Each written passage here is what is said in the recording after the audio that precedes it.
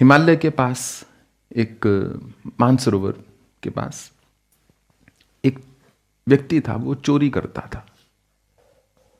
उसको था कि ये गर्मियों के दिन हैं, इन दिनों में बहुत सारे जो हैं आते हैं यात्री, तीर्थ यात्री, और मैं किसी न किसी का सामान चुरा लूंगा।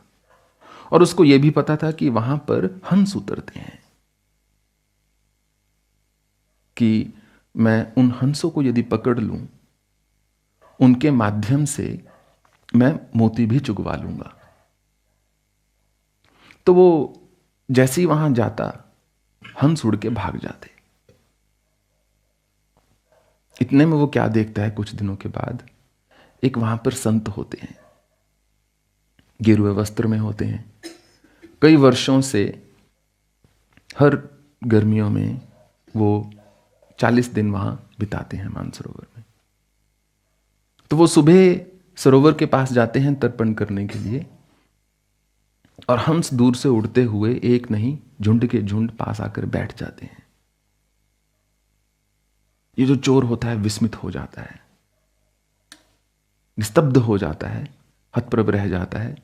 बड़ी विचारने वाली बात है, मैं एक को पकड़ने की कोशिश कर रहा था, कोई ना उतरा, और ये जो साधु है ये भी नहीं पता सच्चा है या क्या है, ये खड़ा है और कितने सारे हंस इसके पास आ गए हैं। जब वो साधु अपना संध्या बंदन से बाहर आता है तो कहते हैं, महाराज मुझे ये रहस्य बताएंगे कि हंस जैसा जीव, हंस जैसा पक्षीराज आपके पास क्यों आया? मैंने वास्तव में पकड़ने की कोशिश की, परंतु मेरे हाथ कुछ ना लगा। संत ने कहा, क्योंकि मेरा हंस से कोई लेना देना नहीं है। मुझे हंस में भी वही ईश्वर दिखता है जिस ईश्वर की आराधना के लिए मैं यहां मानसरोवर पर आया हूं। क्योंकि एक क्षण के लिए भी मेरे हृदय में ऐसी कामना नहीं हुई कि मैं उस हंस को क्षति पहुंचाऊं किसी भी प्रकार से। और दूसरा, ये वस्त्र है ना, इसकी आभा ही ऐसी है। ये सूर्य का वस्त्र है, ये अग्नि का स्वरूप है, ये भेदभाव नहीं रखता। जिसके कारण शायद मेरे गुरु की कृपा रही होगी, या इस वस्त्र का प्रकाश रहा होगा कि हंस जो है पास में उतर आए। अब चोर का हृदय परिवर्तन होता है, परंतु एक दिन में तो किसी का होता नहीं। अगले दिन वो महाराज उठते हैं, उनके वस्त्र गायब।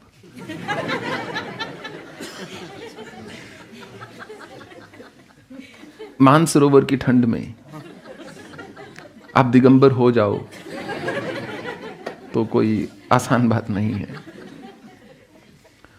वो वस्त्र चोरी करके वहां चले जाता है सुबह सुबह सरोवर में, जो चोर है, पहनकर। क्या देखता है कि हंस उतरना शुरू हो गए हैं। एकदम पिघल जाता है हृदय से, एक भी हंस को नहीं पकड़ता, रोता हुआ वापिस आता है। उस संत के वस्त्र उसको वापिस कर देता है और कहता है, मुझे समझ आ गया मुझे अब जीवन में क्या करना है। मैं असत्यभाषी, मैं कुकर्मी, और मेरे मन में हमेशा दुष्कर्म करने की ही वृत्ति रही है। मैंने सदा दूसरों को दुखी पहुंचाया है, परंतु उसके बावजूद भी यदि ये वस्त्र धारण करने पर हंस उतर आए तो मुझे वास्तविक संत बनना है। मुझे वो उसका स्वाद चख लिया है मैंने सत्य का, कि कैसा होता है सत्य। और इतना सा भी स्वाद मिल जाए तो वो अपने आप में पर्याप्त होता है। इसलिए कृष्ण भगवान ने कहा, महतो भयात, बहुत महती है, बहुत पर्याप्त है, यथेष्ट है, उससे भी अधिक है। क्योंकि वो मनुष्य को संतुष्ट कर देता है, वास्तविकता से उस मार्ग की ओर लेकर जाता है जिसमें कि आप संसार में तो हो, कार्य तो कर रहे हो,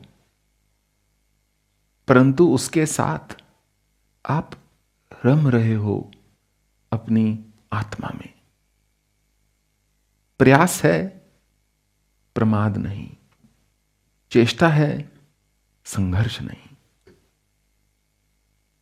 और वही मूल होता है सत्य के मार्ग पर चलने का। किसी भी अस्थाई वस्तु के पीछे भागने से मनुष्य को स्थायी भावना नहीं प्राप्त हो सकती। वो अलग बात है कि कई कई अस्थाई चीजों से मनुष्य अपने आप को संभाल लेता है। जैसे कंस्ट्रक्शन होती है तो वो लगाए जाते हैं, वो लकड़ी के, बांस के इत्यादि सपोर्ट, वो स्थायी नहीं है, पर कुछ समय के लिए ही चाहिए। वो एक घर से उतर के दूसरे घर लगते हैं, दूसरे घर से उतर के तीसरे घर लगते हैं। ऐसे ही जो संसारिक सुख हैं वो सपोर्ट के लिए हैं, थोड़ा सा, उससे ज्यादा हो नहीं सकते। जब मनुष्य इस मानसिकता के साथ अपने समाज में, अपने जीवन में, अपने भौतिक जीवन में आगे बढ़ता है तो छोटी छोटी बातों से दुखी नहीं होगा। जब जब जीवन ना करेगा, जब जब लोग ना करेंगे, जब जब कुछ नहीं प्राप्त होगा, उससे दुखी नहीं होगा, आगे लगा रहेगा।